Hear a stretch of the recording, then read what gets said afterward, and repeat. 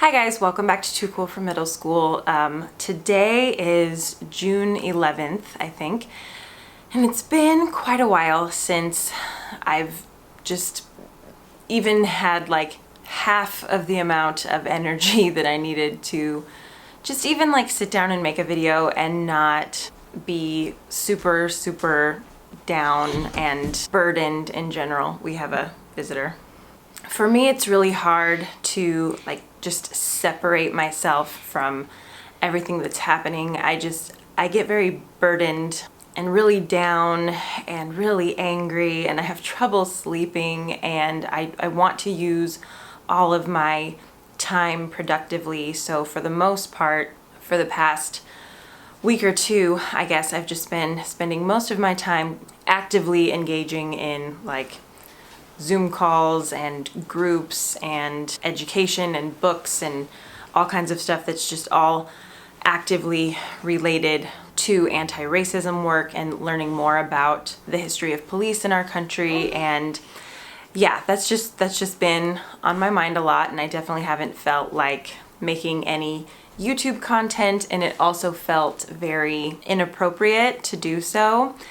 And then one of my friends, Jasmine from the Glam Teacher, had posted about how some YouTubers were going to dedicate their ad revenue from the month of June to different organizations. And so I thought that was a positive way to kind of motivate me to do this kind of stuff again and just to get out of my head a little bit. It hasn't been a great time lately. We've been quarantined for a million years at this point. I don't even know how long it's been. And we live in LA where, you know, nothing is really open. There's not a lot to do. We have some pretty intense things going on with our families that are on our minds.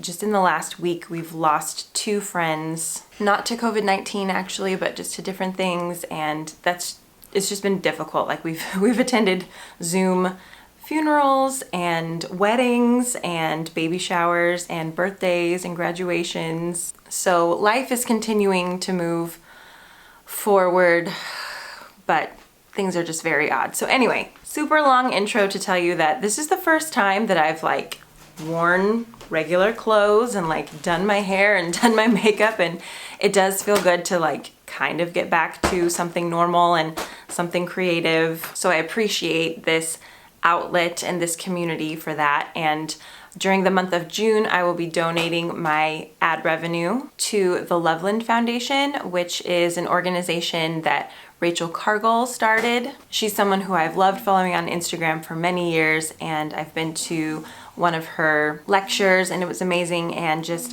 what this foundation does is very close to my heart right now. This is an organization that facilitates funding for Black women and girls to access mental health care and therapy. So I'm very humbled and glad to donate money to this foundation. And to be honest, I don't really make very much from ad revenue on YouTube, but you can help increase that number by just watching this video. I'm in a different spot today, by the way, because my husband really needs to use our office area. He has a lot of stuff that he's dealing with. And then Jensen's kind of in like the middle area where he could watch TV right now, except that he just wants to be here interrupting everything that I do all the time, always, every second of every day. So that's how it works. All of you at home with your kids know this. Okay, so really and truly to get into the video, I wanted to talk about Netflix today. I just wanted to tell you about 10 Netflix shows that I really love that I think are sort of underrated, or at least I just don't hear all that many people talking about them. So I thought I would share these with you today just as a way to practice a little bit of self-care and just rest a little bit and dive into a different world. So the first show is called Rita. This is a Danish show that started watching a couple of years ago, and it's set in a school. Rita is a teacher, and she's kind of like an unorthodox teacher. She's very rebellious. She doesn't really follow all the rules. She really likes to tell other people how to live their lives, but she definitely doesn't want anyone telling her how to live her life, and she doesn't always make healthy choices with her relationships or with her parenting sometimes, and just like physically, like she smokes on campus all the time. That part is really strange. It's really cool though to see just the way that Danish schools run, at least, you know, like the television version of that, but they look so different compared to our schools. They're a lot more stark, a lot less busy. They just like call the teachers by their first names. And at least in the show anyway, like the teachers are a lot more collaborative. There are a couple of episodes where they do like parent-teacher conferences that are always really interesting. And they always have two teachers who meet with like the parent and the child. And I just thought that was very smart. It's all in Danish, so it does have subtitles, and I think that's actually another reason why it's easier for me to get into it, because I can't like be scrolling and like multitasking while I watch it. I just have to get into it and read everything. And I just really enjoy seeing, you know, a portrayal of typical life from somewhere else. The people just look a little bit different. They dress a little bit different from how we do here. Like, you can tell that standards of beauty are different, at least from like Los Angeles, where I live. Like, people don't wear as much makeup, it seems. They're just a little bit more natural, and it seems like their lives are a little more simple. Like, they just have less clutter and less stuff. And something about watching it is just so comforting to me. I think this is the third time that I have like gone back to the beginning and watched it all the way through. There's also an offshoot series called Yordis, and Yordis is one of Rita's coworkers who's like the new bright-eyed bubbly teacher, and she's super funny, and so I guess she got her own like spin-off, and I've seen a couple episodes but I haven't watched the whole thing, so maybe when I finish Rita for the third time then I'll hop over to Yordis. The second show that I love to watch if I'm like ever in a bad mood or I ever just need to see something funny is called The IT Crowd, and it's a British comedy. Like, it's super just preposterous and funny and kind of spastic and weird, and it's about these three people who work in the basement of a company, and they are the IT people, or two of them are, and then Jen is their manager and she doesn't know what she's doing. The other two guys, Roy and Moss, are just like the two funniest characters that anyone has ever written. I love the dialogue. I love the situations that they get themselves into. Derek and I have watched every episode multiple times, and basically all of our like inside jokes are lines from the IT Crowd. If you spend any amount of time with us, you'll hear us say, "Don't celebrate yet, Ben Jenderson." And it's the internet, it's wireless. There are just so many amazing episodes from that show, so definitely one where if you're just in the mood for something preposterous and hilarious, watch the IT Crowd. My next recommendation is a movie from Netflix. It's called Someone Great. Gina Rodriguez is in it, and Brittany Snow, and Lakeith Stanfield, and I actually thought that it was gonna be like a bigger thing. Like, I thought more people would be talking about it. I think the title like didn't really encapsulate what it is. It sounds kind of boring. It's just called Someone Great, but it's really, really good. It's really funny. It reminds me of like a romantic comedy from like the early 2000s. We used to have so many of those, and people just don't really make that kind of movie anymore. But this one has a much more diverse cast. And even though it is kind of like a romantic comedy type movie, the emphasis is really on like the friendships between this group of like very millennial girls. That was the first time that I heard Lizzo, and it's just very much like a feel-good movie that makes you want to hang out with your friends and not take them for granted and like dance around in your underwear in your kitchen. The next show that I really, really loved recently is called Gentefied. It's supposed to be a play on words of gentrified, but then like gente is people in Spanish, so Gentefied. And it takes place like in my backyard. It's from the perspective of a mostly Mexican American community in an area of LA where a lot of white people are trying to move into and set up businesses and even like create art. And it gets into a lot of really interesting questions about like working with like, you know, the man, if they're gonna pay you for your talent or if that's ultimately gonna come back and hurt you in the end. And the family, it's kind of like an extended family, but they own a little restaurant and the landlords keep raising the rent. They're trying to figure out ways to make more money, but also like retain the spirit of their restaurant and not completely like assimilate it to like white hipster people who they might need as customers to come in and like keep this business afloat. So it's funny, it's a comedy, it's hilarious. The actors are incredible. The dialogue is just, I mean, the writers are excellent, but it brings up a lot of really pressing, important topics that don't have easy answers. Season 1 ends on a cliffhanger. I don't know if they're able to like start filming season 2 or like when we're gonna get that, but I'm anxiously awaiting season 2. Jensen's favorite character is Chris, by the way. He can do a really good Chris impression. It's on my Instagram.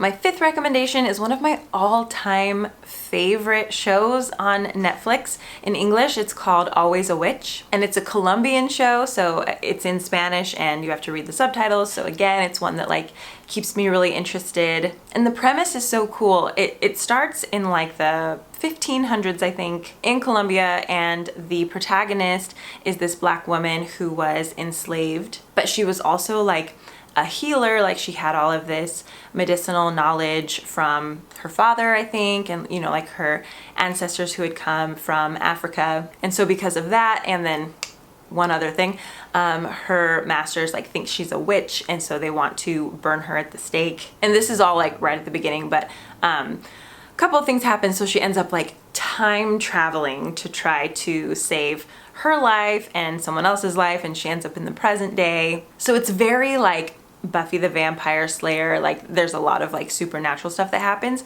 but it's also sort of rooted in like her knowledge of plants and herbs and stuff. But then when she comes to the present day, she ends up hanging out at this university and all of her friends study biology. So as they're studying science, like a lot of this stuff comes together. So it's really interesting just like the way that they bring in all those threads. All of the actors are so cute. I can't even handle it. They have amazing hair, amazing clothes.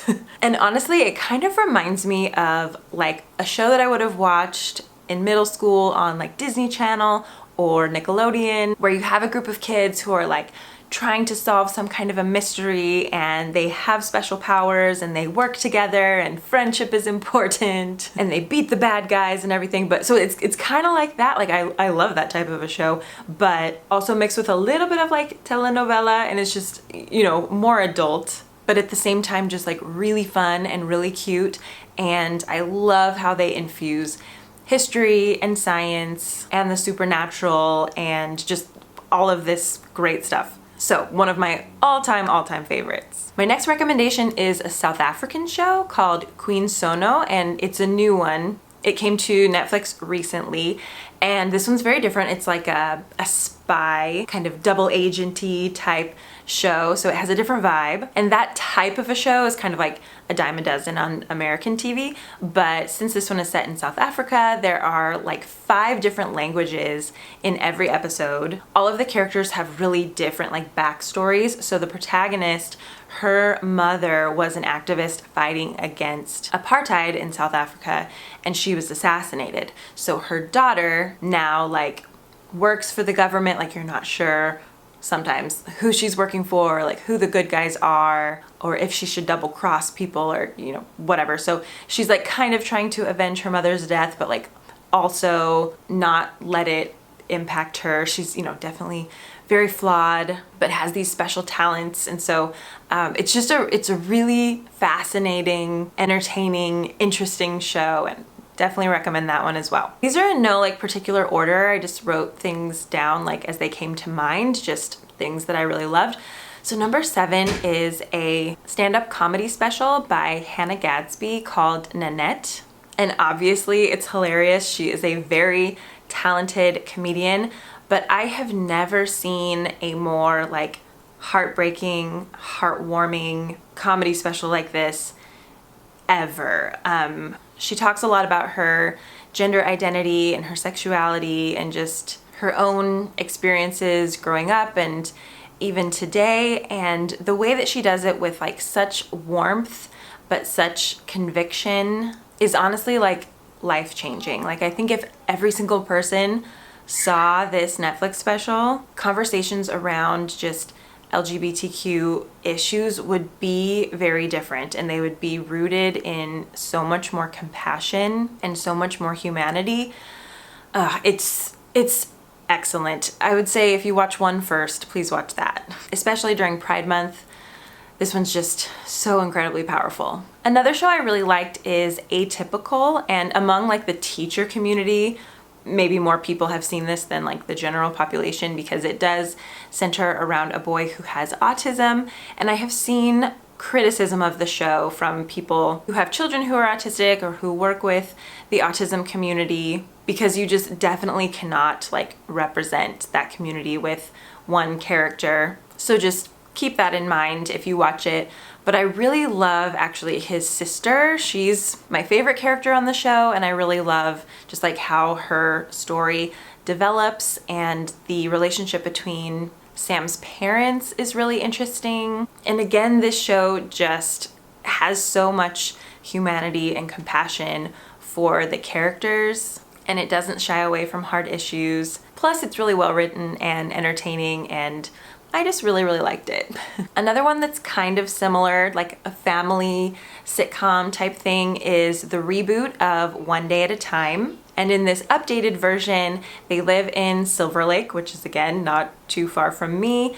And it's based on a Cuban family with a single mother who is an army vet, and then her mother, who actually escaped from Cuba as a young woman, and it's Rita Moreno, so she's fabulous. And then two kids, a boy and a girl, and you know, it gets a little bit like after school special-y, like there's definitely a theme to each episode, and usually the kids have some kind of an issue that they try to like tackle on their own, and then their mom comes in and has her way to try and fix things, and then usually the grandmother has a whole different perspective on it, and you know, they all end up learning and growing and coming together by the end of it. But it's so well done. Like, I'm not mad about that. I love shows like that, and I think that this one just does a really, really good job with representation and with not like resolving things too quickly in the show. Like, they do let the characters struggle through not understanding each other's points of view. So I think it's a really good one if you have like middle school aged kids maybe to watch with them. It's really funny and just very, very heartwarming. My last recommendation is pretty different from everything else on the list. This one is called Mindhunter. And it's kind of like a true crime show, but not like documentary style. Like it's a drama. It's all actors, but it's like based on real people. And so there are these two FBI agents, you know, kind of like a mismatched buddy cop type of thing. Like there's the hardened buzz cut cop who's been in this forever, and then, you know, like the bright-eyed newbie, and it's Jonathan Groff, who we love. So they are playing apparently like these two FBI agents who were the first people to realize that serial killers often have like patterns, and you could use like psychology to study the actions of past serial killers and then possibly predict the future actions of a suspect that they're trying to catch right now. So they go and interview these just like horrible serial killers whose, you know, names you would recognize, I guess, if you know serial killers from the 60s and 70s. And they try to kind of figure out like what motivates them, what might cause them to slip up. And yeah, it's really interesting. It's pretty dark. It's probably not for everyone. I remember I was watching it like on my computer one time, and I was, you know, I kind of had the sound out. I don't want Jensen watching that one, but I was just like getting really into an episode, and Jensen came up to me and he was like, "Mommy, are you okay? Are you sad?" And I was like, "Oh yeah, I'm okay." But like your face while you watch it, you know, it's just gonna be like, ugh. It's pretty horrifying stuff, but it is just a very interesting show. So I wish there were more seasons of that one as well. So anyway, these are all like shows and movies that I like watching over and over, and they just like provide some kind of comfort for me in some way. I like diving into these worlds and just like seeing things from different perspectives.